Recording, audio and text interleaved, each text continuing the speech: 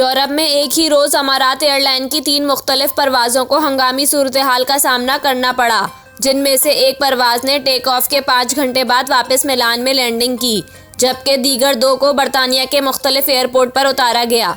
तीनों वाक़यात 13 मार्च को पेश आए। एविएशन ज़राए के मुताबिक अमारात एयर की परवाज़ EK205 ने इटली के मुकामी वक्त के मुताबिक दोपहर 3:45 पर मिलान इंटरनेशनल एयरपोर्ट से न्यूयॉर्क के लिए टेक ऑफ किया। रवानगी के 2.5 घंटे बाद तैयारा बहरो कयानूस के ऊपर था, जब पायलट ने एयर ट्रैफिक कंट्रोल की हिदायत पर वापस यू टर्न लिया। रजिस्ट्रेशन A6EUD के हामिल एयरबस A380-861 ने रवानगी के 5 घंटे बाद वापस मिलान इंटरनेशनल एयरपोर्ट पर हंगामी लैंडिंग की।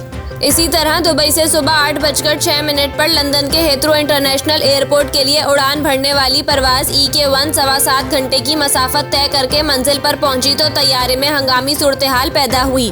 बाद-अज़ां रजिस्ट्रेशन A6EVE के एयरबस A380-842 तैयारे ने लंदन के गेटविक एयरपोर्ट पर बाहिफाजत लैंडिंग की।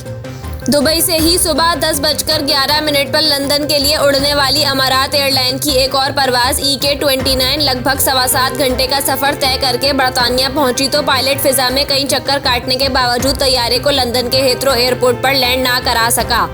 और रजिस्ट्रेशन A6EEY के हामिल एयरबस A380-861 तैयारे ने बाद-अज़ां बर्मिंघम इंटरनेशनल एयरपोर्ट पर हंगामी लैंडिंग की।